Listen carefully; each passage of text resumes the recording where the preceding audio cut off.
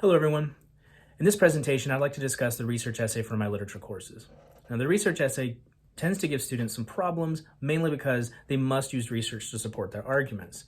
Most of the time, they don't know where to include the information they find in their research.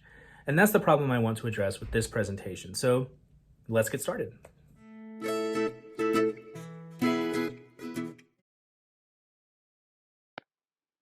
First, I want to start with defining an argumentative research essay. According to Purdue's online writing lab, the argumentative research paper consists of an introduction in which the writer clearly introduces the topic and informs their audience exactly which stance they intend to take. This stance is often identified as the thesis statement. An important goal in the argumentative research paper is persuasion. All of the prompts in the discussion board assignments are designed to encourage argumentative stance or interpretation. In other words, your thesis needs to express a claim that is debatable. The research you conduct will be used to support that claim. Next, I want to distinguish opinion versus argument. An opinion is essentially a personal preference. For example, I like chocolate chip cookies, or it's warm in this room. Both of these statements are a matter of personal preference. Of course, not everyone likes chocolate chip cookies, and any other person in the room with me may find the temperature comfortable or cold, depending on how their body responds to the room's environment. An argument, on the other hand, is a debatable conclusion supported with facts and logical reasoning. For instance, although inhaling tobacco smoke may lead to health problems, the social acceptance of smoking in public demonstrates that many still do not consider secondhand smoke as dangerous as first-hand smoke. In this statement, the writer is focusing on the social acceptance of smoking in public as their topic, and they argue that it's this acceptance that continues to remain a problem for public health. This is a debatable statement, since social acceptance could be one of many factors that are contributing to the negative consequences that smoking may cause.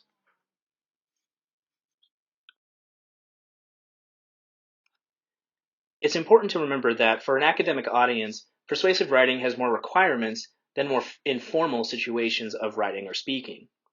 Your Aunt Lydia, on one hand, may not want to hear or even accept the most recent findings of Harvard immunologists. Your professor, on the other hand, will demand the most up-to-date findings if that's the topic of your essay. As a literature professor, I do not expect you to report on the most recent findings of Harvard immunologists because my classes tend to focus more on the past than the present. Still, there are types of sources that you can research to help support your argument.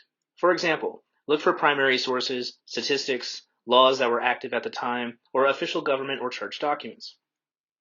Although the content found in primary sources may not be factual, they are still evidence of what someone wrote or said. For instance, early modern medical textbooks are riddled with inaccuracies, but they reveal how people thought and what they believed. Therefore, they provide us with a glimpse into the past. The more facts we can gather, the more informed our arguments will be. Briefly, I'll define three types of logical reasoning. First, deductive reasoning uses multiple pieces of evidence to express a focused claim.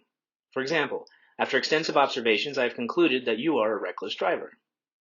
Second, inductive reasoning uses only one piece of evidence to express a broad claim.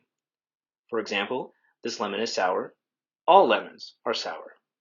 And finally, abductive reasoning expresses a claim based on the probability of events. For example, more than likely, a dragon flying through the window will not be how this class ends. There are pros and cons to each form of reasoning, and so relying on a mix of all three can help make your argument stronger. Although your own reasoning may be sound, an argument is made even stronger if it is supported by experts. For instance, scholars, historians, or philosophers. These are specialists in their fields, and so their voices should be included within your essay. An argumentative essay is your contribution to an ongoing conversation about the topic, so you need to know what others have said before you can contribute anything worthwhile. After all, even in informal conversations, it's annoying for someone to come in with their opinions on a topic that has already been discussed 10 minutes before. Additionally, if you want people to trust you, you need to avoid logical fallacies and broad generalizations. Both can weaken even the most powerful arguments. Last, I want to talk about body paragraph structure. Earlier in my class, students learned that a body paragraph should include a topic sentence, evidence, analysis or explanation, and a concluding sentence. The structure shouldn't change just because you're writing an argumentative essay. Instead, you need to find a place within the paragraph to include the information from your sources. I suggest providing the reader with the first piece of evidence from your research immediately after the topic sentence. Doing this will provide the reader with the historical context they need to follow the analysis that comes later in the paragraph. Think of it as laying the foundation. Remember, although paragraphs' claims will be supported by research, body paragraphs should still be led by your own claims. Make sure that the evidence comes after your topic sentence, not before. As always, thank you for watching, and please let me know if you have any questions.